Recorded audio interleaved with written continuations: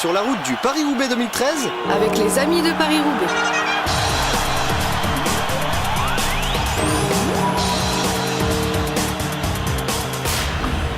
Bonjour et bienvenue à tous, nous sommes réunis aujourd'hui pour parler de Paris-Roubaix, l'une des plus mythiques courses cyclistes surnommées l'Enfer du Nord, la Dure des Durs ou bien encore la Reine des Classiques. La course inclut plusieurs secteurs pavés répartis sur 260 km.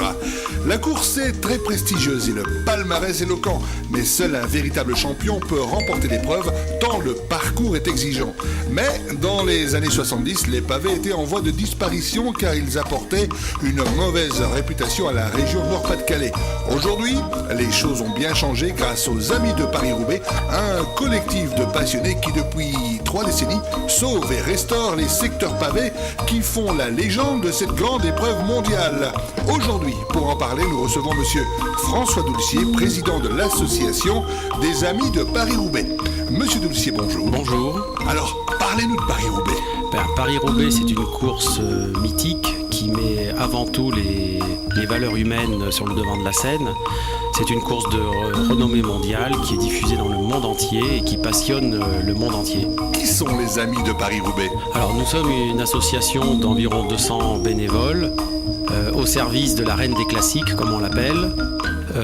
On a en fait 2 vocations. La première, c'est la préservation des secteurs pavés qui sont indispensables à la pérennité de la course. Et une deuxième vocation qui est de promouvoir l'image des courses Paris-Roubaix. Donc, à noter une différence fondamentale entre les Amis de Paris-Roubaix et les organisateurs de l'épreuve. Bien, les organisateurs de l'épreuve, comme son nom l'indique, c'est eux qui organisent Paris-Roubaix. Ce sont des professionnels de l'organisation d'événements cyclistes. Nous, on est vraiment à leur service, on est donc au service de la course Paris-Roubaix pour les aider à définir des parcours qui soient dignes de la légende de Paris-Roubaix.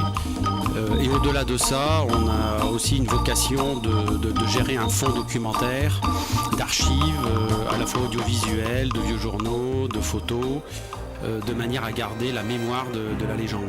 Depuis combien de temps cette association existe-t-elle ? Alors nous existons depuis 1977 parce que c'était une année noire pour Paris-Roubaix. Ça a été une année où le kilométrage pavé était très bas. Et encore certains secteurs pavés, c'était des petits pavés mosaïques. Donc la prise de conscience a réellement pris à ce moment-là et donc la réaction de mes prédécesseurs a démarré fin 1970.